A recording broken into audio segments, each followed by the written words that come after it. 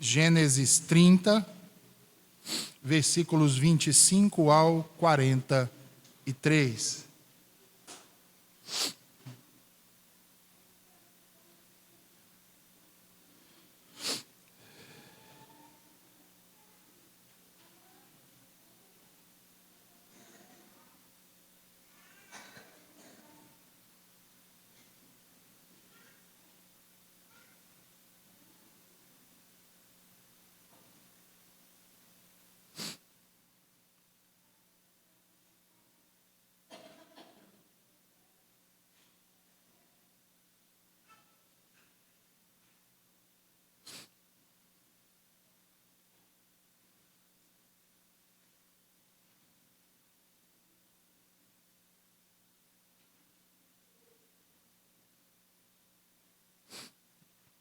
Assim diz o Senhor. E aconteceu que, como Raquel deu à luz a José, disse Jacó a Labão: deixa-me ir, que me vá ao meu lugar e à minha terra. Dá-me as minhas mulheres e os meus filhos, pelas quais te tenho servido, e ir-me-ei, pois tu sabes o serviço que te tenho feito. Então lhe disse Labão: se agora tenho achado graça em teus olhos, fica comigo. Tenho experimentado que o Senhor me abençoou por amor de ti. E disse mais: determina-me o teu salário, que tu darei. Então lhe disse: tu sabes como te tenho servido, e como passou o teu gado comigo, porque o pouco que tinhas antes de mim tem aumentado em grande número, e o Senhor te tem abençoado por meu trabalho. Agora, pois, quando hei de trabalhar também por minha casa? E disse ele: que te darei? Então disse Jacó: nada me darás. Se me fizeres isto, tornarei a apacentar e a guardar o teu rebanho. Passarei hoje por todo o teu rebanho, separando dele todos os salpicados e malhados, e todos os morenos entre os cordeiros, e os malhados e salpicados entre as cabras. E isto será o meu salário. Assim testificará por mim a minha justiça no dia de amanhã, quando vieres e o meu salário estiver diante da tua face. Tudo o que não for salpicado e malhado entre as cabras, e moreno entre os cordeiros, ser-me-á por furto. Então disse Labão: quem dera seja conforme a tua palavra. E separou naquele mesmo dia os bodes listrados e malhados, e todas as cabras salpicadas e malhadas, todos em que havia brancura, e todos os morenos entre os cordeiros, e deu-os nas mãos dos seus filhos. E pôs 3 dias de caminho entre si e Jacó apacentava o restante dos rebanhos de Labão. Então tomou Jacó varas verdes de álamo, e de aveleira, e de castanheiro, e descascou nelas riscas brancas, descobrindo a brancura que nas varas havia. E pôs estas varas, que tinha descascado, em frente aos rebanhos, nos canos e nos bebedouros de água, aonde os rebanhos vinham beber, para que conhecessem quando vinham beber. E concebiam os rebanhos diante das varas, e as ovelhas davam crias listradas, salpicadas e malhadas. Então separou Jacó os cordeiros, e pôs as faces do rebanho para os listrados, e todo o moreno entre o rebanho de Labão, e pôs o seu rebanho à parte, e não o pôs com o rebanho de Labão. E sucedia que cada vez que concebiam as ovelhas fortes, punha Jacó as varas nos canos diante dos olhos do rebanho, para que concebessem diante das varas. Mas quando era fraco o rebanho, não as punha. Assim, as fracas eram de Labão e as fortes de Jacó. E cresceu o homem em grande maneira, e teve muitos rebanhos, e servas, e servos, e camelos, e jumentos. Amém. Vamos orar, meus irmãos.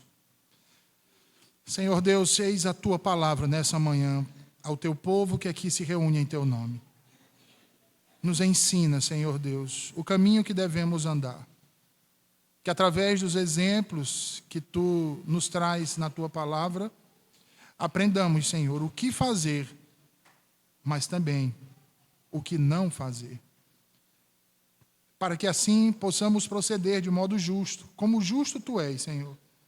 Alcança-nos com a tua graça e nos faz enxergar a tua verdade e aplicá-la nas nossas vidas. No nome de Jesus, nós assim te oramos. Amém. Meus irmãos, o texto que nós acabamos de ler nos traz mais um complexo episódio da vida de Jacó, o terceiro dentre os patriarcas. E aqui nos é dito que, após 14 anos de serviço árduo e injusto, há quem diga escravo, sob o domínio de seu sogro e tio Labão, que o enganara repetidamente, Jacó finalmente, irmãos, busca construir um futuro para a sua própria família. Moisés narra aqui não apenas o fim de um longo período de servidão, mas um ponto de virada na vida desse homem, que nos trazem questões profundas sobre justiça, sobre integridade e, mais uma vez, sobre a providência de Deus. O cenário aqui descrito, irmãos, é de um relacionamento tenso. De um lado nós temos Labão, um homem que personifica a exploração e a desonestidade. Do outro nós temos Jacó, a vítima dos enganos e mentiras de seu tio, e que agora se vê obrigado a usar de sua própria astúcia para garantir o que lhe é devido. O acordo proposto, então, para a separação dos rebanhos parece, à primeira vista, deixar Jacó em completa desvantagem. Um acordo que o faz depender, irmãos, do nascimento improvável de animais com determinadas características ou características específicas. Parece que Jacó se lança à sorte. E é aqui que começam as primeiras questões para nós interrogarmos o texto e interrogarmos a nós mesmos, irmãos. Acaso, sorte, será que isso de fato existe? Como nós já vimos em outros sermões, irmãos, certamente não. E é por não acreditar em sorte, assim como nós, e também não acreditar em acaso, que Jacó então estabelece uma estratégia para aumentar o seu rebanho. Mas a sua confiança não está na sua estratégia, antes a sua confiança está no Senhor. No Senhor. No Senhor. Então, isso nos leva a uma segunda questão aqui. A estratégia de Jacó deve ser vista como, então, um pecado ou uma expressão de fé? Jacó estaria confiando em sua sagacidade para prosperar ou na bênção de Deus que lhe havia sido dada? O texto dessa manhã, irmãos, nos desafia a olhar para além das aparências e considerar uma justiça maior em ação no curso da vida deste homem e da sua família. E também na família de seu sogro e tio Labão. Embora, irmãos, os métodos de Jacó sejam ambíguos, a narrativa deixa claro que o seu sucesso retumbante não é fruto apenas de sua esperteza, mas é, em última análise, fruto das mãos de Deus, corrigindo as injustiças de Labão e cumprindo as promessas que haviam sido feitas a Abraão, a Isaque e a ele mesmo, o próprio Jacó. Portanto, ao adentrar nessa passagem, somos convidados a meditar sobre os complexos caminhos pelos quais a justiça é alcançada.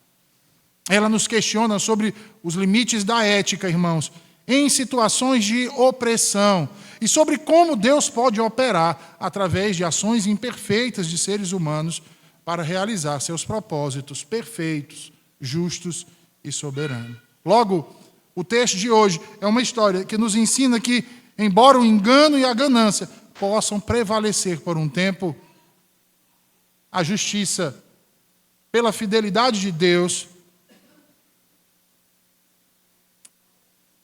retribuirão o mal que nos foi feito.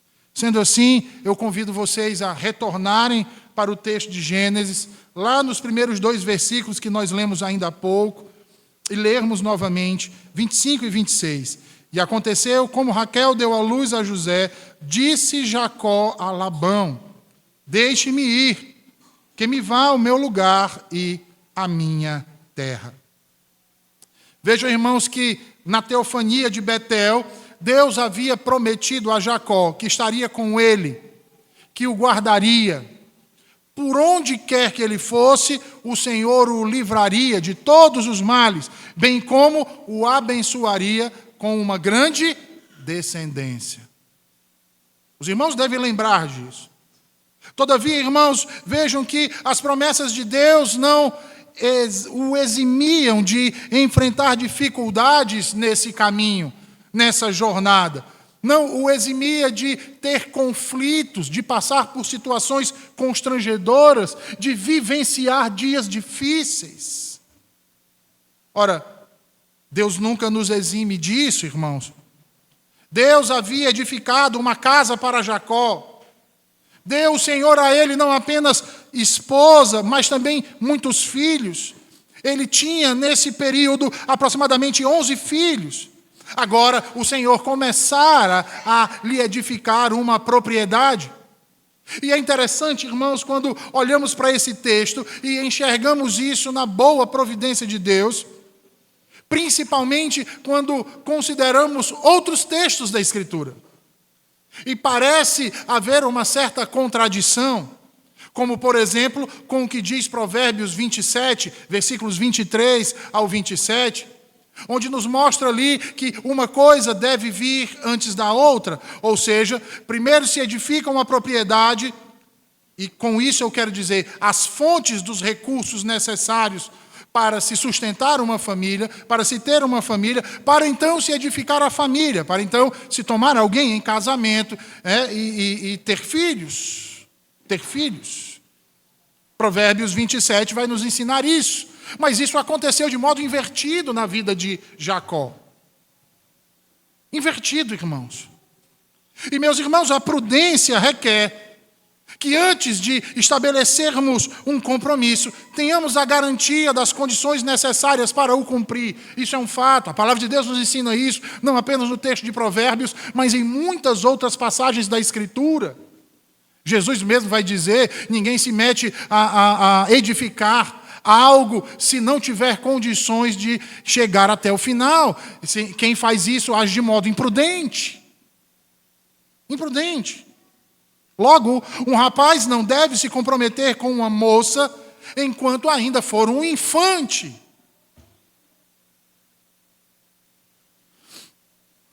Como assim, pastor? Um rapaz, o senhor está chamando de infante? Exatamente. É um rapaz. Para alguns, por conta da idade, pode ser até dito que é um homem. Mas, na verdade, é um infante. Por que o infante?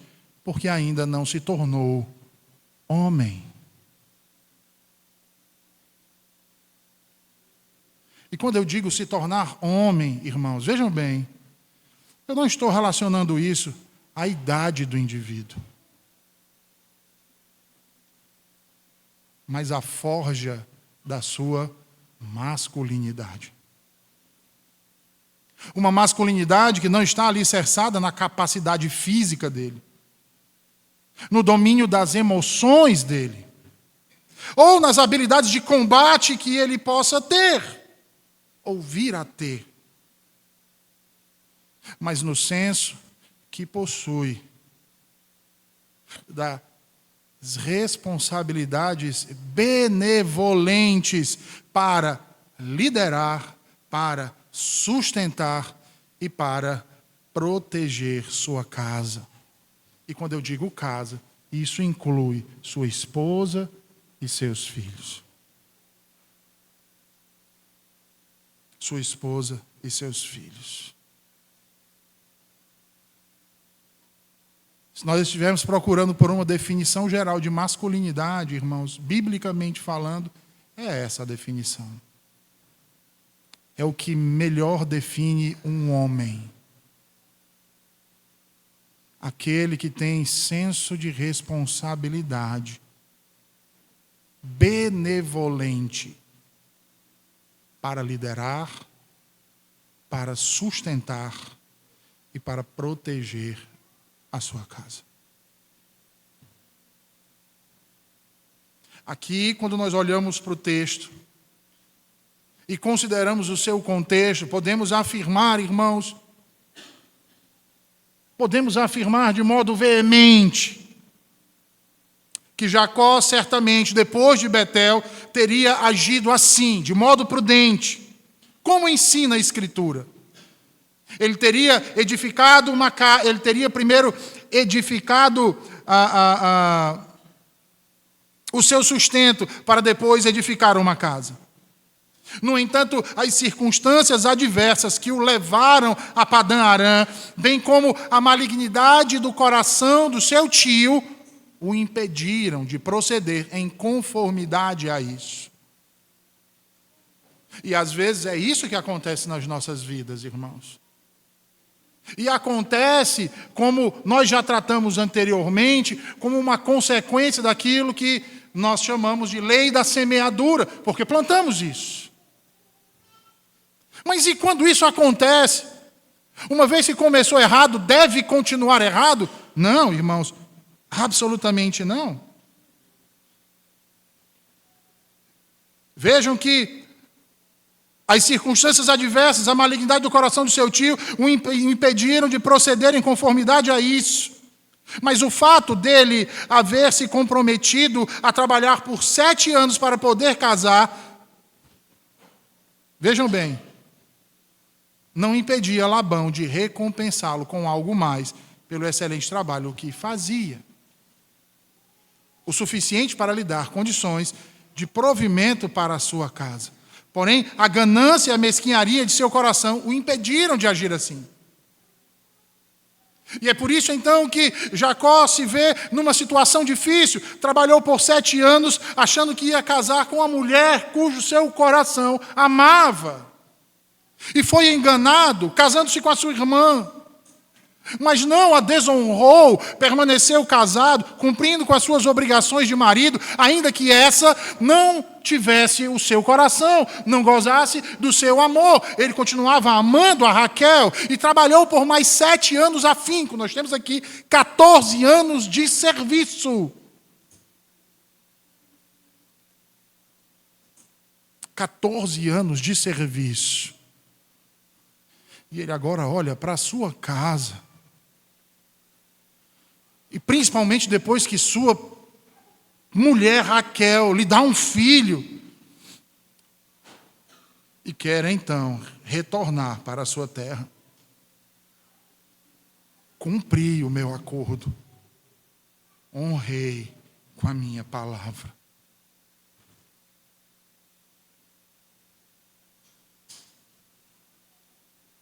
Assim, Jacó decide retornar para Canaã, a terra que Deus lhe havia prometido, para a casa de seus pais. E sendo assim, ele vai ter com seu tio para comunicar-lhe a decisão. E o faz, irmãos, observem, sem lhe pedir nada em troca. Nada em troca. Tudo que ele pede é exatamente aquilo que Deus o havia lhe dado. Que ele havia conquistado. Suas esposas e os seus filhos.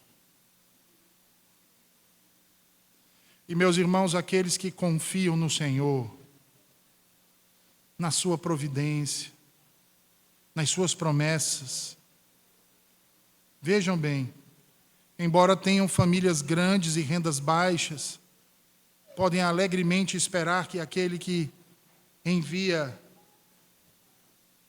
alimento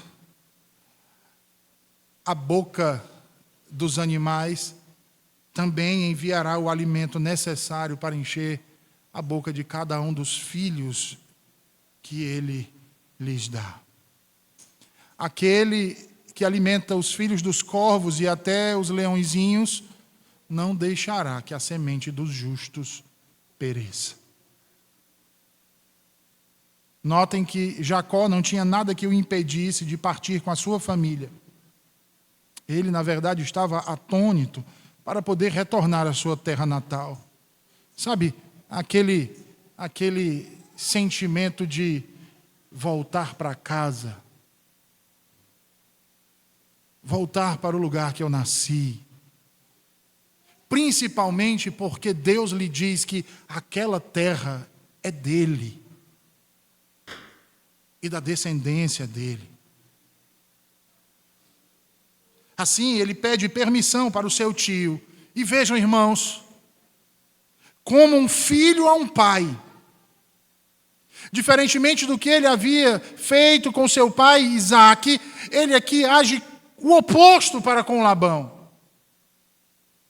Ainda que este o explorasse, ainda que este o enganasse, ainda que este mentisse para ele, se aproveitasse dele, mas ele o respeita como um pai. Entretanto, como diz Calvino, é aqui que Jacó enxerga a insana perversidade que domina o coração de Labão. E por isso ele diz nos versículos seguintes, vejam aí 27 e 28, ele diz assim: então lhe disse Labão, se agora tenho achado graça em teus olhos, fica comigo. Tenho experimentado que o Senhor me abençoou por amor de ti. E disse mais, determina-me o teu salário, que tu darei. Percebam que as palavras de Labão, como outrora, irmãos, lembram quando ele chega em Padã Arã? As palavras são muito semelhantes, irmãos. Só faltou ele citar mais uma vez, osso dos meus ossos. Mas notem que há um elemento a mais nessas palavras aqui de Labão. Porque elas expressam uma surpresa. Ainda que ele soubesse que um dia isso poderia acontecer, que Jacó retornasse ou quisesse retornar à sua terra natal, ele não esperava que de fato isso aconteceria. Ora, 14 anos trabalhando, ora, casado com as suas 2 filhas, ora, o seu sogro havia prosperado grandemente. E Jacó já não era mais um jovem, irmãos, era um homem velho. Ele dizia, ele não vai querer retornar para lá, de onde ele foi praticamente expulso. Onde até hoje sofre ameaças de morte, ele está muito bem aqui.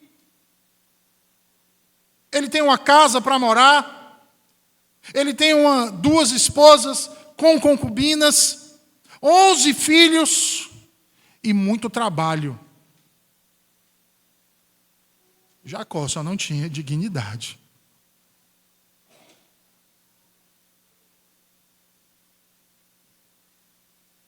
É por isso então que ele tenta enganá-lo mais uma vez. Com palavras cheias de lisonja, irmãos, como se estivesse tratando com uma falsa humildade. Ele disse, agora tenho achado graça em teus olhos, fica comigo. Nós temos aqui uma oposiopese, uma figura de linguagem utilizada como recurso retórico para expressar sentimentos fortes, como raiva, medo, surpresa, constrangimento ou excitação. Talvez você pudesse dizer, não, mas acaba que ele, sendo tio dele, ele o amava. Não amava, irmãos. Labão amava somente a si mesmo. Ele não amava Jacó, ele não amava sequer as suas filhas.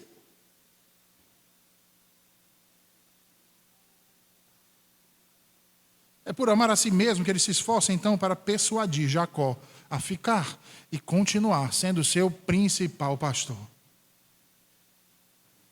E as lisonjas não param por aí.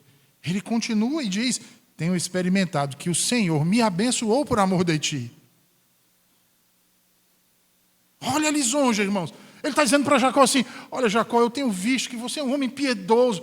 Deus, o seu Deus te ama tanto que eu tenho sido abençoado por tua causa. Você é um homem bem-aventurado, Jacó.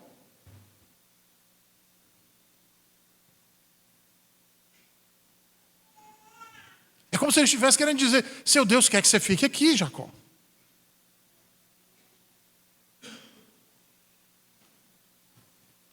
E, meus irmãos, vejam, homens avarentos e egoístas sabem como usar boas palavras quando se trata de convencer alguém para servir aos seus próprios interesses.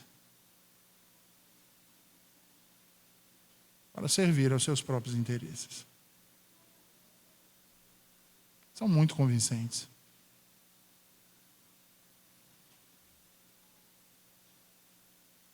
Muito convincentes.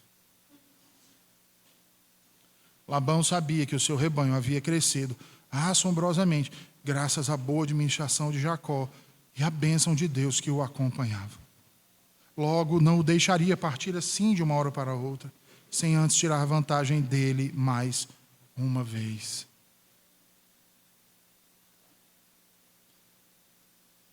Quantas lições boas, irmãos, nós podemos tirar dessas experiências.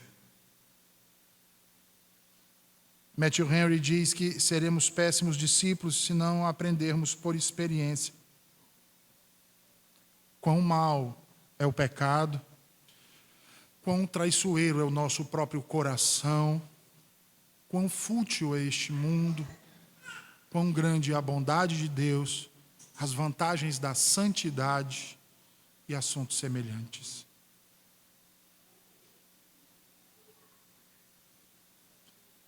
Hoje, mais cedo, na hora da contrição, eu falava dos ídolos dos nossos corações, irmãos.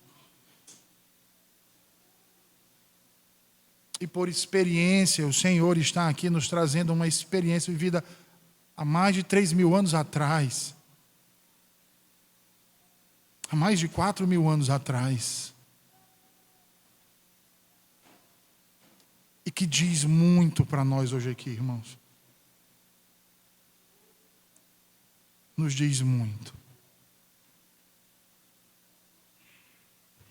Vejam que Labão, mesmo não sendo crente no Senhor, aprendeu com a experiência que teve com Jacó que a sua propriedade se devia, em última instância, a Deus, cuja vida piedosa lhe havia favorecido. Então vejam, ele olha para Jacó como a sua galinha dos ovos de ouro.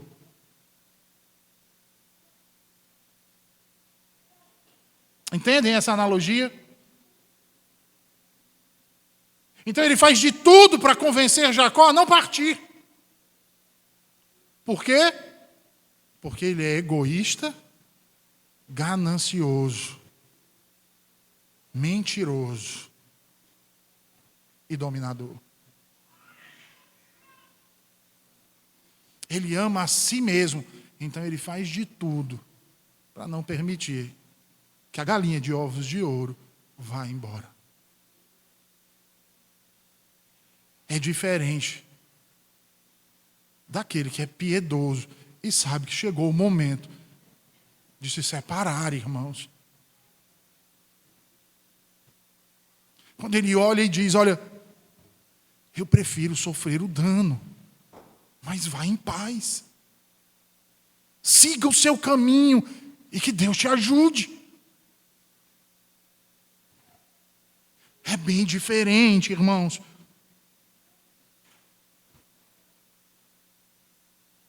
Deus fez Labão próspero, não por amor a ele, mas por causa de Jacó. Um homem como Labão, que vive sem Deus no mundo, não deve pensar que receberá algo do Senhor, porque não receberá, irmãos. Tiago, capítulo 1 e versículo 7 nos diz isso. Aliás, irmãos, nenhum pecador receberá, exceto se isso for mediado por alguém cuja piedade e justiça transcenda este mundo.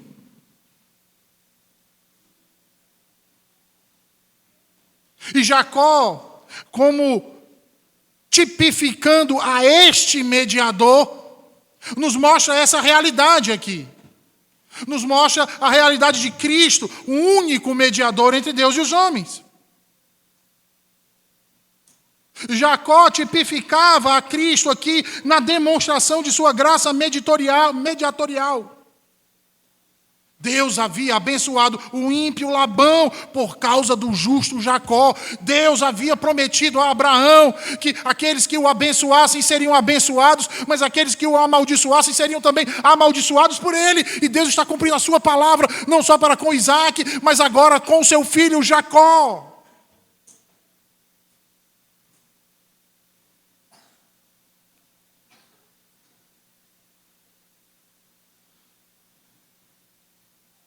Por amor a Jacó. E, meus irmãos, Deus frequentemente tem abençoado homens ímpios com suas misericórdias exteriores. E isso se dá, sabe por quê? Por causa dos justos. Muitas vezes da própria família. Não obrigatoriamente da própria casa. Às vezes são servos, empregados. Às vezes são amigos. Mas raramente um ímpio consegue enxergar isso. Raramente, como diz Thomas Boston, um ímpio tem inteligência suficiente para enxergar isso, ou graça abundante para reconhecer isso. Como ainda que por bajulação reconheceu Labão. Assim, percebendo que Jacó começava a se render às suas palavras bonitas, ao invés de fazer-lhe uma generosa e elevada oferta, como deveria ser, irmãos? Considerando tudo, ele deixa a cargo de Jacó que faça as suas exigências. Ele diz: determina-me então o teu salário, e eu te darei, diz ele. Ora, Labão sabia que Jacó era um homem modesto. Ele sabia que o patriarca pediria menos do que ele de fato merecia receber. Sendo assim, Jacó prossegue e lhe diz: tu sabes como te tenho servido e como passou o teu gado comigo. Porque o pouco que tinhas antes de mim tem aumentado em grande número, diz Jacó. E o Senhor te tem abençoado por meu trabalho. Agora, pois, quanto hei de trabalhar também por minha casa?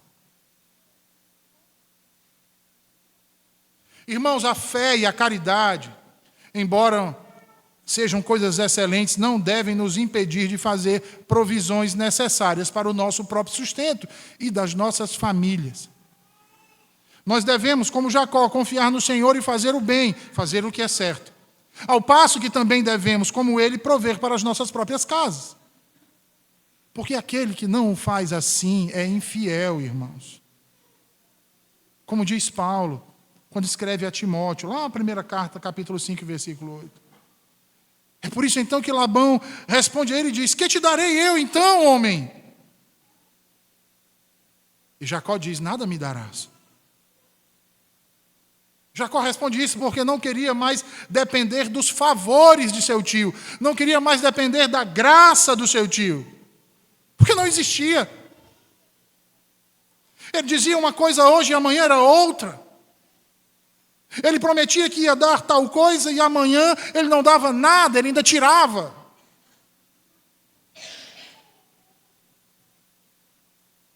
Mas Jacó sabia que o Senhor estava com ele. Ele sabia que era Deus quem o abençoava e o fazia prosperar.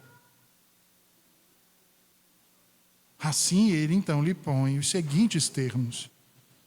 Vejam aí os versículos seguintes. Ele diz assim: passarei hoje por todo o teu rebanho, separando dele todos os salpicados e malhados, e todos os morenos entre os cordeiros, e os malhados e salpicados entre as cabras. E isto será o meu salário. Assim testificará por mim a minha justiça no dia de amanhã, quando vieres e o meu salário estiver diante de tua face. Tudo que não for salpicado e malhado entre as cabras, e moreno entre os cordeiros, ser-me-á por furto. Ora, Jacó sabia, irmãos, que a providência de Deus dirige, dispõe e governa todas as coisas, desde a maior até a menor. Jacó sabia que ela se estende até mesmo à definição da cor dos animais. E que fé pungente, irmãos. Moisés destaca hoje aqui. Que fé pungente. É por confiar em Deus e crer no que Deus disse e em sua providência que ele então se contenta em ter como salário os cordeiros e as cabras, morenos e salpicados e malhados, que haveriam de nascer. E aqui, irmãos, nós precisamos contextualizar um pouco para você entender esse passo que Jacó dá aqui. No Oriente, via de regra, as cabras são pretas ou marrons escuras. Raramente elas nascem brancas ou malhadas. E as ovelhas, em sua maioria, são brancas. Raramente ocorre de haver ovelhas pretas ou salpicadas. Logo, Jacó havia exigido como pagamento pelos seus serviços os animais mais improváveis do rebanho.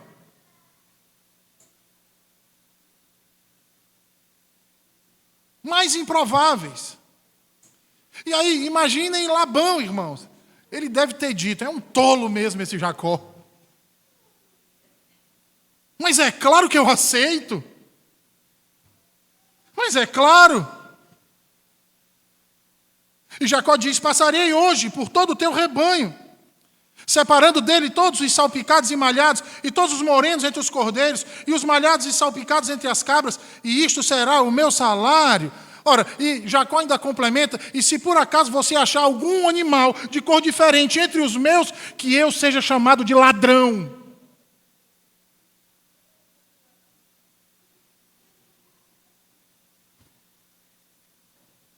Labão fecha o acordo.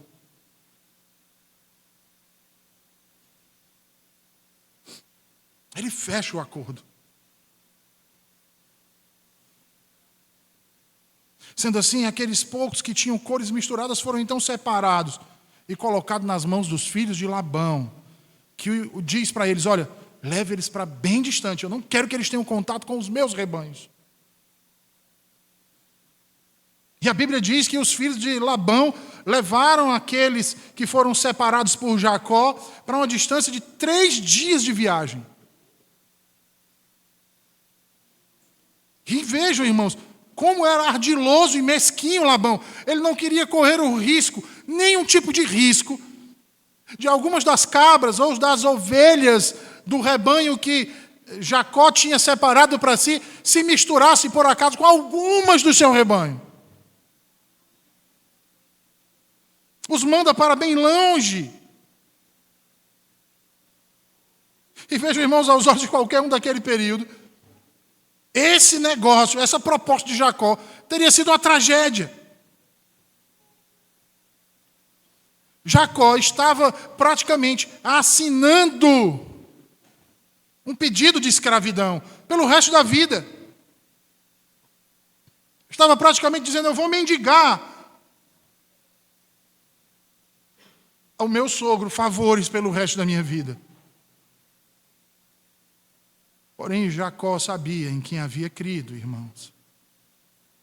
E como este era fiel e justo para cumprir com todas as suas promessas. E isso a história confirma. Primeiro, que Jacó tomou o melhor caminho que poderia ter tomado com Labão. Que de outra maneira, irmãos, certamente teria sido muito duro com ele. Segundo, não foi em vão que Jacó confiou na providência divina. Providência essa que reconhece e abençoa o trabalho honesto e humilde.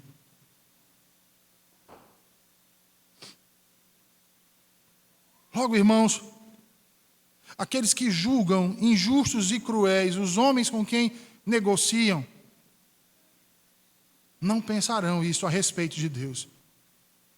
Mas de uma maneira ou outra, Ele irá recompensar os prejudicados. E será sempre o Senhor que paga bem aqueles que entregam a sua causa a Ele. E aqui vem a questão polêmica do texto.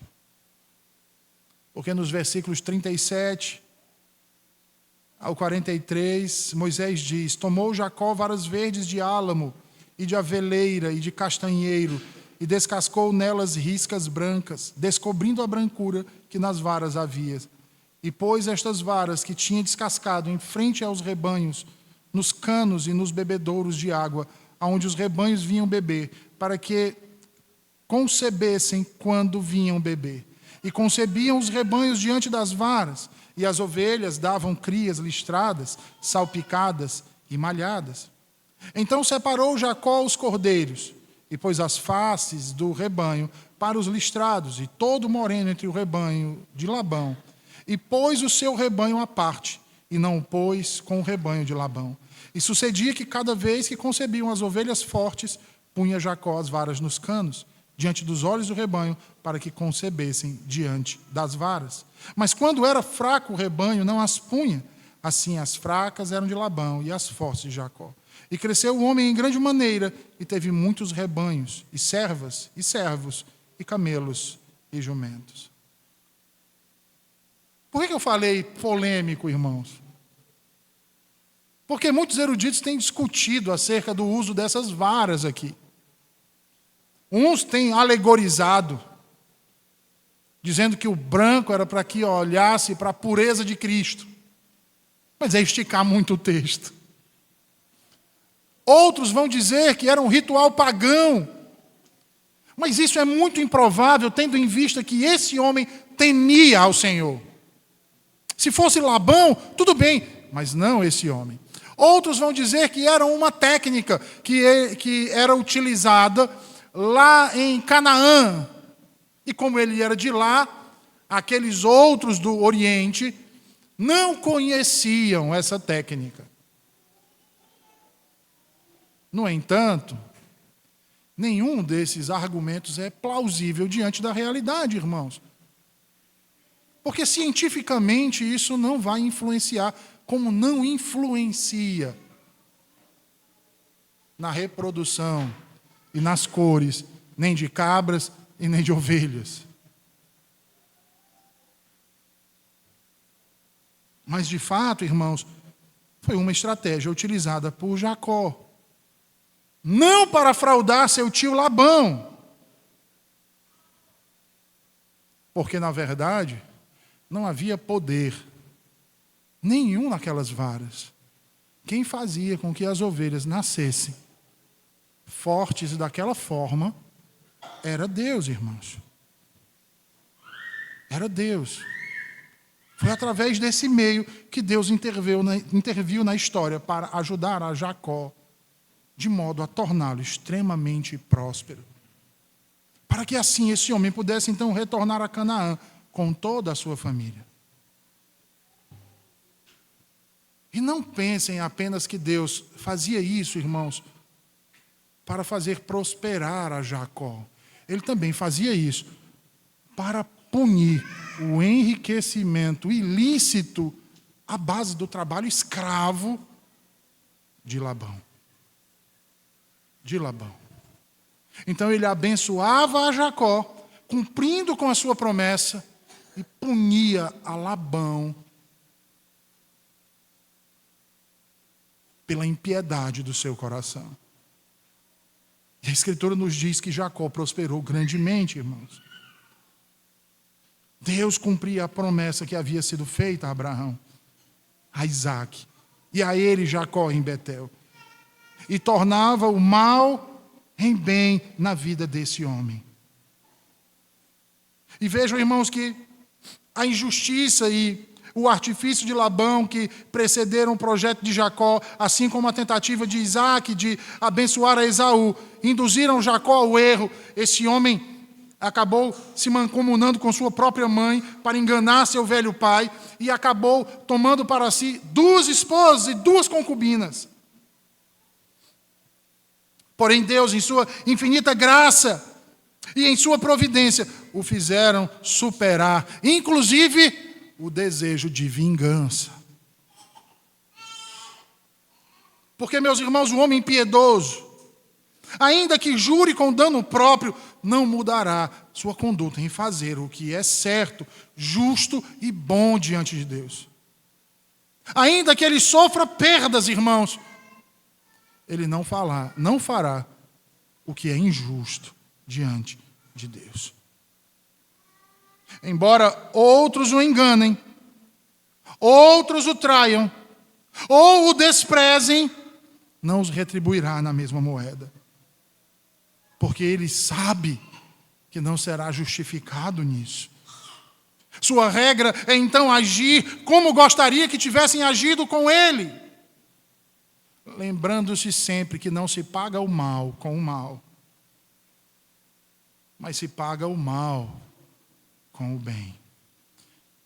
Porque vingança, irmãos, pertence ao Senhor, não a nós.